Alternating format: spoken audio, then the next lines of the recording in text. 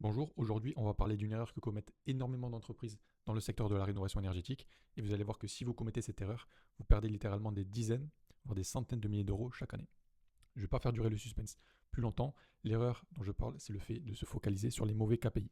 Pour rappel, un KPI c'est un indicateur clé de performance, donc ce sont simplement des indicateurs qui vous permettent de mesurer l'efficacité des actions que vous mettez en place dans votre processus commercial. Ce qui se passe très souvent, c'est que beaucoup d'entreprises se basent sur les mauvais KPI.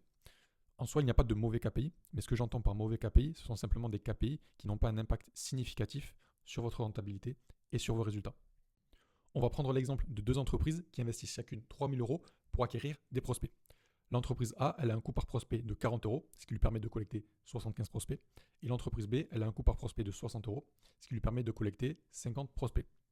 Donc ici, l'entreprise A, elle a l'avantage au niveau de l'acquisition de prospects, parce qu'elle arrive à collecter plus de prospects que l'entreprise B, sachant qu'elle a un coût d'acquisition de prospects qui est inférieur à celui de l'entreprise B. Mais l'erreur à ne pas commettre à ce moment-là, c'est de se dire que puisque l'entreprise A a plus de prospects, forcément, elle va signer plus de chantiers. Ce raisonnement, il oublie complètement la notion de conversion de ces prospects en chantier. Parce que nous, ce qui nous intéresse concrètement, c'est d'avoir des chantiers, c'est d'avoir des devis signés et c'est d'augmenter notre chiffre d'affaires. Vous pouvez avoir des milliers de prospects, mais si aucun de ces prospects ne convertit en chantier, au final, c'est 0 € de chiffre d'affaires. Ok, maintenant, la prochaine étape, c'est de convertir les prospects qualifiés en rendez-vous terrain pour faire le devis. L'entreprise A, elle convertit 30% de ses prospects en rendez-vous terrain, ce qui lui permet d'obtenir 22 rendez-vous terrain. Et l'entreprise B, elle convertit 50% de ses prospects en rendez-vous terrain, ce qui lui permet d'obtenir 25 rendez-vous terrain. Donc vous voyez, au départ, l'entreprise A, elle avait plus de prospects, mais au final, sachant que l'entreprise B a de meilleurs taux de conversion, elle arrive à obtenir plus de rendez-vous que l'entreprise A. Et par conséquent, elle a un coût par rendez-vous qui est inférieur à celui de l'entreprise A. Maintenant, ce qui va nous intéresser, c'est combien de ces rendez-vous terrain convertissent en chantier. L'entreprise A, elle arrive à convertir 20% de ses rendez-vous terrain en chantier, ce qui lui permet d'obtenir 4 à 5 chantiers. J'ai arrondi à 4,5 pour que ce soit plus simple, après au niveau des calculs. Et l'entreprise B, elle convertit 40% de ses rendez-vous terrain en chantier, ce qui lui permet de signer 10 chantiers. Au niveau des coûts, l'entreprise A, elle investit 665 euros pour obtenir un chantier, alors que l'entreprise B, elle investit 300 euros pour obtenir un chantier.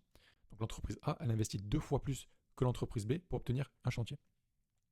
Ici, je suis parti du principe que les deux entreprises ont un panier moyen de 12 000 euros. Ce panier moyen, multiplié par le nombre de chantiers obtenus, ça nous donne 54 000 euros de chiffre d'affaires pour l'entreprise A et 120 000 euros de chiffre d'affaires pour l'entreprise B. Dans cet exemple, l'entreprise B elle a généré 2 fois plus de chiffre d'affaires que l'entreprise A pour le même montant investi dans l'acquisition de prospects, donc 3 000 euros.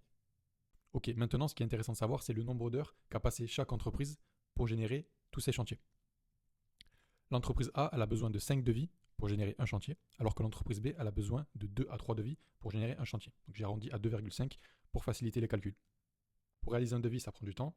Il faut compter les appels avec le prospect, les messages, les déplacements chez le prospect, le rendez-vous, la préparation du devis, la présentation du devis, les relances pour le devis, etc. En moyenne, il faut compter 4 à 10 heures pour réaliser un devis. Ici, j'ai pris la moyenne basse de 4 heures, qu'on multiplie par 5 devis du coup pour l'entreprise A, ce qui nous donne 20 heures de travail pour générer un chantier. Alors que du côté de l'entreprise B, elle n'a besoin que de 10 heures de travail pour générer un chantier. Ces heures de travail, souvent, c'est un commercial qui va les réaliser, donc elles ont un coût. Pour l'exemple, j'ai pris un taux horaire de 27 euros, qu'on multiplie par 20 heures de travail pour l'entreprise A, ce qui nous donne 540 euros de coût salarial. Et pour l'entreprise B, on multiplie ces 27 euros par 10 heures de travail, ce qui nous donne un coût salarial de 270 euros. Pour connaître précisément le coût pour obtenir un chantier, il va falloir additionner à ce coût salarial le coût d'acquisition client qu'on a calculé juste ici, ce qui nous donne 1 205 euros investis par l'entreprise A pour obtenir un chantier et 570 euros du côté de l'entreprise B pour obtenir un chantier. Ok, donc là, on a le coût d'acquisition pour obtenir un chantier de chaque entreprise. Et comme on a vu, l'entreprise B, elle a généré 10 chantiers et l'entreprise A, elle a généré 4,5 chantiers. Donc ce coût qu'on a obtenu ici, il va falloir le multiplier par le nombre de chantiers qu'on a générés pour savoir le montant de l'investissement qui a été nécessaire pour générer ces 120 000 euros de chiffre d'affaires. On multiplie donc 570 par 10, ce qui nous donne un investissement de 5 700 euros pour l'entreprise B. Même chose du côté de l'entreprise A, on multiplie les 1 205 euros par 4,5, le nombre de chantiers qu'elle a généré, ce qui nous donne un investissement de 5 423 euros. L'entreprise B, elle a investi 5 700 euros pour générer 120 000 euros de chiffre d'affaires, et l'entreprise A, elle a investi 5 423 euros pour générer 54 000 euros de chiffre d'affaires. Donc vous voyez, les deux entreprises, elles ont investi un montant quasi similaire, à quelques centaines d'euros près, pour des résultats qui n'ont rien à voir. L'entreprise B, elle a généré 2 fois plus de chiffre d'affaires que l'entreprise A. Donc au final, l'entreprise A, elle a 2 fois moins de chantiers, elle a 2 fois moins de chiffre d'affaires, elle a perdu du temps, ce qui peut entraîner de la frustration du côté des commerciaux, parce qu'elle passe 2 fois plus de temps que l'entreprise B pour générer un chantier et elle a un retour sur investissement de 10. Du côté de l'entreprise B, elle a généré 2 fois plus de chantiers, 2 fois plus de chiffre d'affaires, elle a de meilleures marges et un retour sur investissement de 21. En ce qui concerne les marges, l'entreprise B, elle investit 4,75% de son chiffre d'affaires dans l'acquisition client et l'entreprise A, elle investit un peu plus de 10% de son chiffre d'affaires dans l'acquisition client. Du coup, si on soustrait ce pourcentage lié à l'acquisition client, il reste un peu plus de 95% de marge pour l'entreprise B et un peu moins de 90% de marge pour l'entreprise A. Tout ça, ça montre bien l'importance d'avoir une vision globale de l'ensemble de son processus commercial et de mesurer chaque KPI afin de les optimiser et d'obtenir de meilleurs résultats et de meilleures marges. Si aujourd'hui vous ne connaissez pas votre coût d'acquisition client, j'ai créé cet outil qui va vous permettre de le calculer.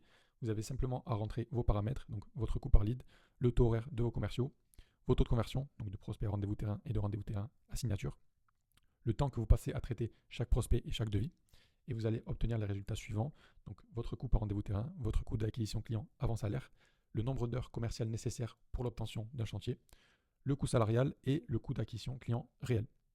Pour accéder à cet outil, c'est très simple, je vous mets un lien dans la description de cette vidéo. Vous avez simplement à cliquer sur le lien et vous allez tomber sur cette page pour calculer votre coût d'acquisition client.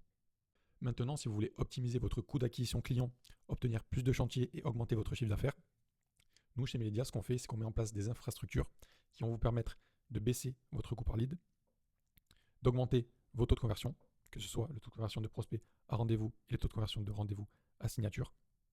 Tout ça en passant le moins de temps possible pour traiter les prospects et également en optimisant le temps passé par devis pour obtenir le meilleur taux d'acquisition client possible. Si vous voulez plus d'informations, n'hésitez pas à nous contacter, on se fixera un rendez-vous et on échangera sur vos objectifs.